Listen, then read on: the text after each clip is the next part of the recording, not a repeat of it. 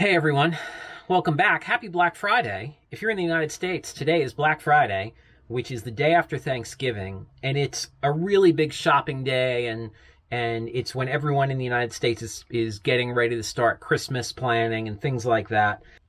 Historically, on my YouTube channel and on my website, I've posted a list of 10 cool gifts for the outdoor person in your life. And then I follow that up like a week later with 10 stocking stuffer ideas for the gift for the outdoor person in your life. Last year, I decided to change it up. I'm a minimalist at heart.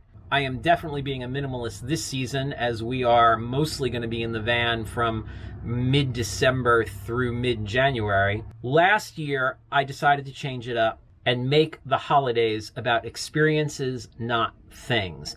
And that was a super popular video, and so I wanted to bring it back again this year.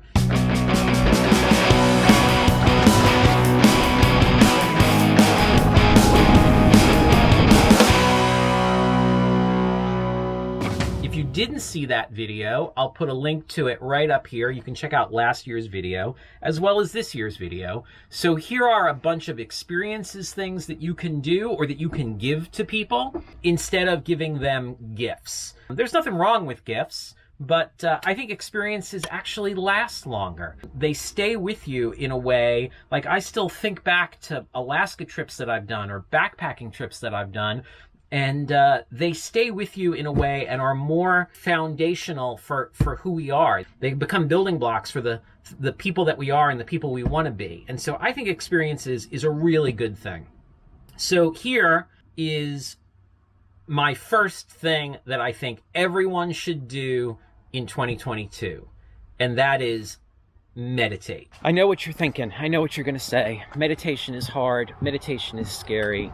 And you're right, meditation is hard to do. It's the hardest, simplest thing that there is. You're literally just sitting there thinking of almost nothing.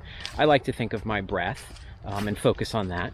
But we live in a world where people have a hard time being alone with their thoughts, and that's why we get sucked into our phones.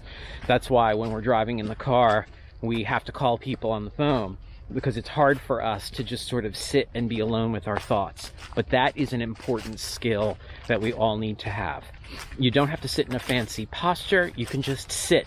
You can lie down. Just make sure you don't fall asleep. That's what happens when I lie down and I meditate. I fall asleep. And that's not meditating. That's sleeping.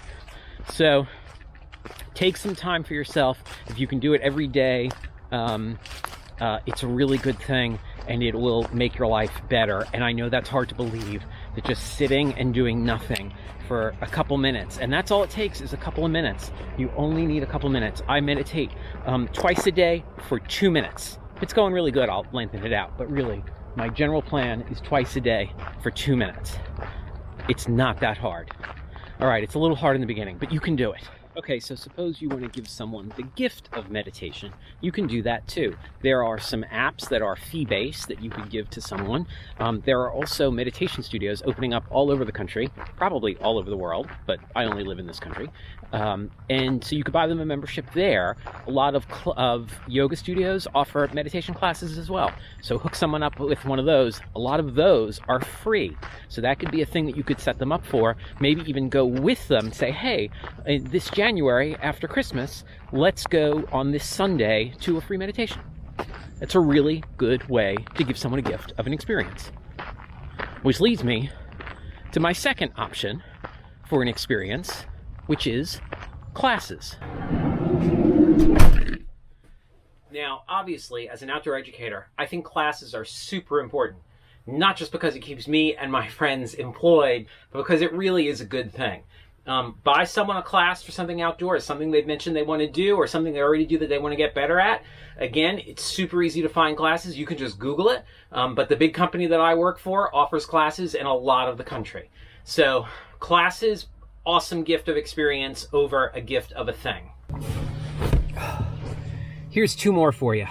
The next one is adventure in bad weather. Make a point of going out on adventures when the weather is bad.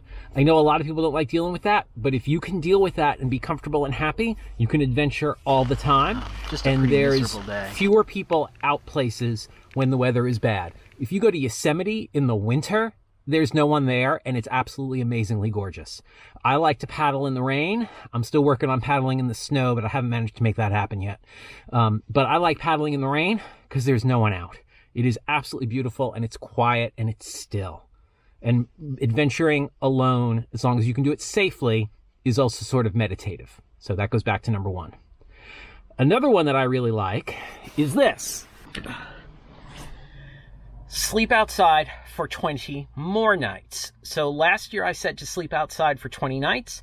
It's a really good goal. It'll sort of ramp up your outdoor experience because most people are only camping out 7 to 10 or 12 days a year. On average, people go out 2 or 3 times a year for 2 or 3 days at a shot. So that's what, 6 days, 9 days. So by jumping it up to 20, you're getting a lot more time in the outdoors, which is really cool. I think that's so important that I'm adding it to this year's list, even though it was on last year's list.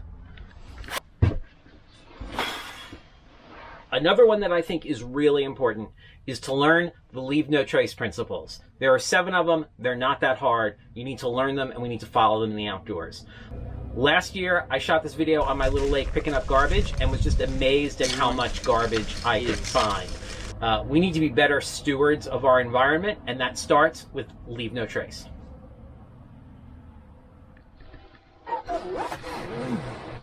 This next one is super simple, but it's hard to do.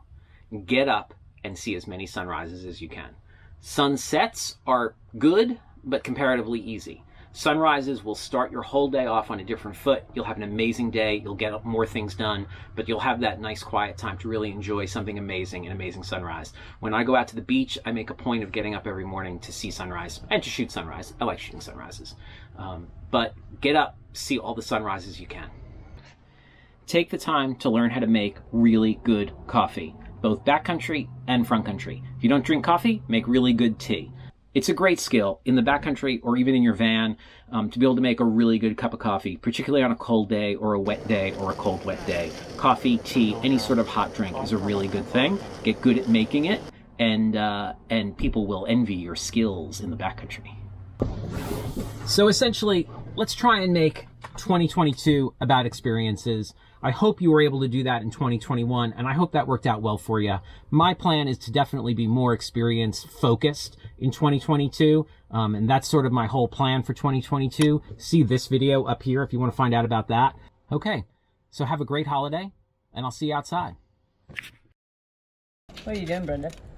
I am dressing my pancake. What's on your pancake? She doesn't have a plate, but she's got a microplane grater. Exactly. It's a little bit of coffee chocolate with pumpkin butter on a vegan pumpkin pancake on a bandana because I have no plate. But it's gorgeous.